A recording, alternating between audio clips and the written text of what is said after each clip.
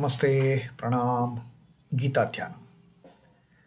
Om Parthaya Pratibodhitam Bhagavata Narayanena Swayam Vyasena Grathitam Purana Munina Madhye Mahabharatam Advaitam Ritavarshinim Bhagavatim Ashtadashadhyayin Ambatva Manusandadhami Bhagavad Gite Bhavadveshinim.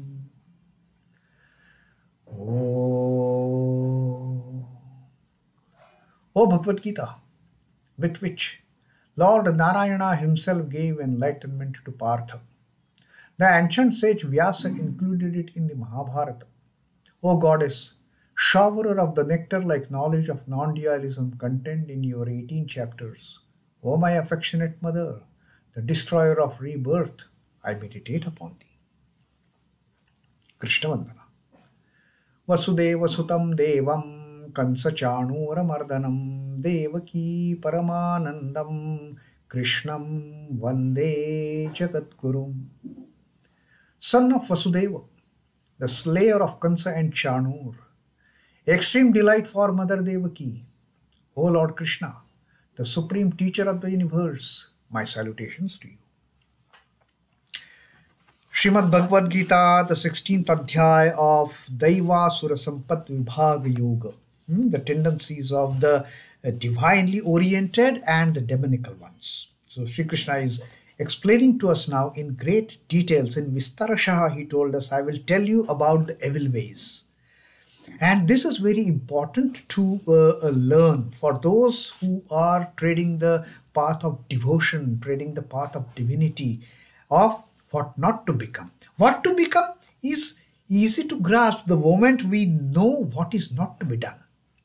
That is more critical, because even if we pick up one of those things which is not to be done, that will result in our utter downfall. That will result in total destruction for us. Just one of them. And therefore Sri Krishna has taken up this responsibility of explaining to us in such a great details of what are the traits of these demonical people, what are the ways that these people, their outlook towards this creation is. And Sri Krishna is cautioning us, beware of these tendencies, beware of such an outlook, beware of such a thought process, because this entire thought of these demonical people is thoughtless for that matter. It doesn't have any logic, it doesn't have any analytical ability of what is good and bad, it doesn't have any tendency, any power of discrimination. Their only content is just to enjoy the sensual pleasures, just to fulfill the sensual desires. At the cost of, it can be any cost. For them, it doesn't matter whether they are getting ruined, whether others are getting destroyed. It is not their outlook. Their only outlook is, I must enjoy at this point of time. Whatever comes, that these people are not bothered about, because they don't have that the futuristic outlook at all. They don't have that tendency of thinking into what is good and bad for me if I have to get liberation. That concept is not there. The concept of spirituality is totally absent from these kind of beings, from these kind of people. There is no spirituality, there is no God, there is no divinity, there is only sensual pleasures. That is most important agenda for these people. So Sri Krishna, having told about the traits of these kind of people, then he also explained what are their outlook like, how they look at this creation, which is just, according to them, it has just come out of the lustful tendencies of the people. This creation is going on. It is just to enjoy that sensual pleasure that the creation is going on and gone. It is getting procreated. According to them, there is no good that can be done as such. And even their entire life is spent on doing these kind of unholy, these kind of unethical, these kind of immoral acts for which they don't have any feelings, because their only feeling is in self-indulgence. So these people, having taken this view about the creation, Sri Krishna has told us that etam drishtim avashtabhya nashtat manolpa buddhyaya. These ruined souls, these people with limited intellect, such a small intellect for that matter, etam drishtim avashtabhya, with this taking this as a strong motive for living, taking this as a strong motive for continuing our life. These unfortunate souls, these ruined souls with limited intelligence, they can't do anything good, Sri Krishna says. That, and what in fact what they do, prabhavanti ugra karmanaha, prabhavanti ugra karmanaha. With this view that this world, this creation is only for self-indulgence, is only for enjoying the sense pleasures, they get into performing terrible acts, ugra karmana, into immoral acts, into wretched deeds, into evil way of conduct. They don't think twice, they just get into that. That prabhavanti ugra karmanaha kshayaya jagata hitaha. What happens?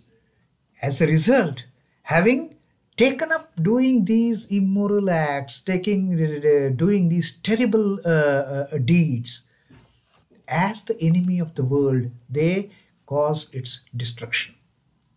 Ahitaha jagataha kshayaya.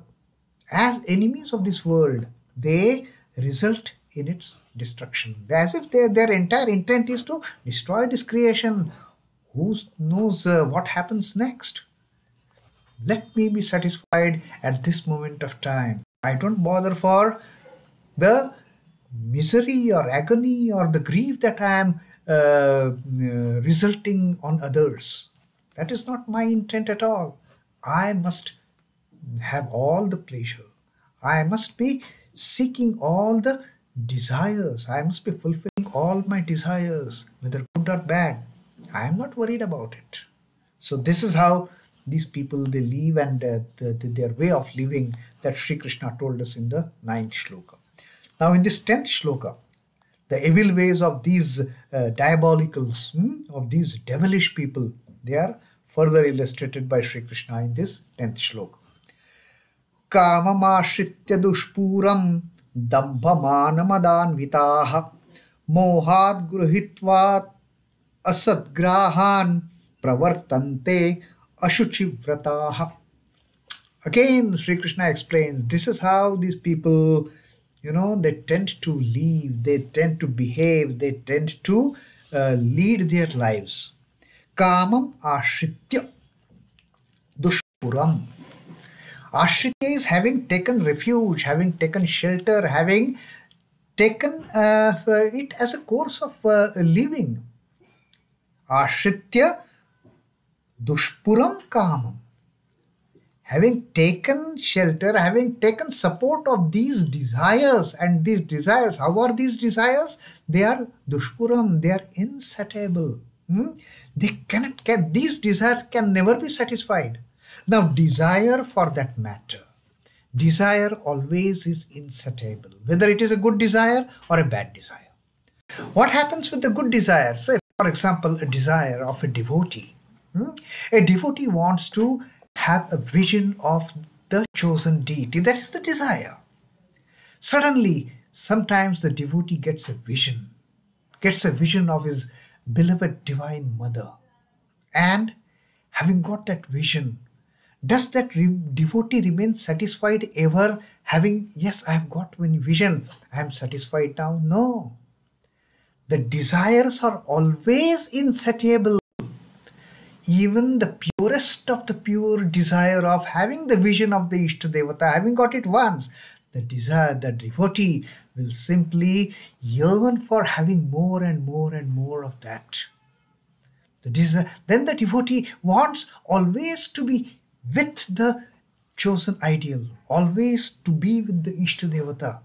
I want to be with my mother. I want to be with my Lord. I want to be with my master. That is the kind of that is the nature of the desires. So if this happens with the good desires, naturally, those the wicked desires, those evil desires, they are equally duṣpūraṃ. They can never be satisfied. In fact, the more and more people trade in fulfilling those kind of evil desires, the sensual desires, they get drowned into those acts. They can never come out of it then. So Sri Krishna says, kāmamāśritya duṣpūraṃ, āśritya duṣpūraṃ kāmam. Having taken refuge, having surrendered themselves to these kind of insatiable desires, what happens to these people? These people, dambhamānamadānvitāḥ. These people, these demonical people, these evil people who are filled with dambha. All those traits Sri Krishna told us already. Dambha, mana and mada. The hypocrisy, dambha is hypocrisy. Mana is the pride. And mada, the arrogance resulting out of this pride, out of this ego. These people filled with dambha, mana and mada, and unable to ever fulfill these kind of desires. Mohat gruhitva asatgrahan. They are deluded. They get so much deluded. Mohat gruhitva asatgrahan. They get so much deluded and fixed with these evil ideas. Asatgrahan, evil ideas. Mohat gruhitva. Having steeped into the delusion, they don't know what is right, what is wrong. They are totally deluded for that matter. Deluded by that ignorance. What is right, what is wrong, what is good, what is bad, what is holy, what is unholy, what is moral, what is immoral. These people, they just don't pay in heed to it. Mohat gruhitva asadgrahan pravartante ashuchivrataha. They work, pravartante, they start doing the things, ashuchivrataha, with impure resolves. That is the biggest, tragedy to happen with any person, with any being for that matter. They just steep themselves into the whirlpool of impurity, ashuchivrataha. With all those impure resolves, they keep on, their only intent is to keep on fulfilling these insatiable desires, which can never be fulfilled. One desire you fulfill, immediately the second one crops up. You try to fulfill that, immediately the third one crops up. And there is unending chain of desire after desire after desire. And then after all, these people, they are filled with all those undesirable traits of dambhamana and mada. They are all hypocritic. They will say something, they will do something, they will show something, they will act some other way. So that dambha, mana is pride. Okay, who is bigger than me? I am all in all. That is the pride, that is the mana. And then in the end, it is all mada, arrogance. Who is going to stop me? I want to enjoy this. Let me see who can stop me. That kind of arrogance, that kind of the egotistic behavior. If I want to enjoy something, come what may, I will enjoy. Let me see who is going to stop. So these unfortunate souls, these unfortunate people, having deluded, mohat gruhitva asapgrahan, they deluded with these evil ideas. They will resort to all the impure deeds. With all impure resolves, they will somehow see to it that they are they are performing the acts to fulfill those desires. To fulfill those desires which can never be fulfilled.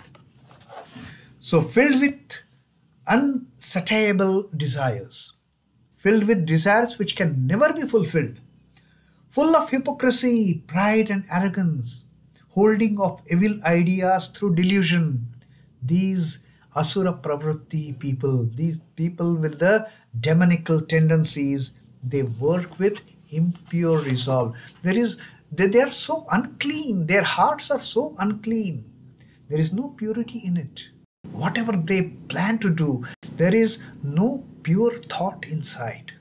There is only the impure, immoral, the unethical thinking always going with their resolves. So this is what again Sri Krishna has cautioned us. Beware of such tendency catching hold of you at any moment. Just shun this kind of thought the moment it comes. The moment the thought of satisfying the desire which can never be satisfied, especially when engaged, when performed in immoral way, when performed in ashuchivrata, when immersed in impure thoughts, we are performing something. Be aware of it. Don't get into that at all. Never that impure thought get into your mind. Never that immoral thought get into your mind. Just be aware, because these impure desires, these immoral desires, these unethical desires, these desires also can be fulfilled. So there is no point going after them, Sri Krishna is telling. So let us be aware of the type, the kind of ways, the evil ways that these demonical tendency people they get into. That was the 10th shloka of the 16th adhyaya, the Daivasura Sampad Vibhaga Yoga. Om Namo Bhagavate Vasudevaya. Sri Krishna Arpanamastu. Jai Sri Ramakrishna. Jai Thakur. Jai Ma. Jai Swamiji.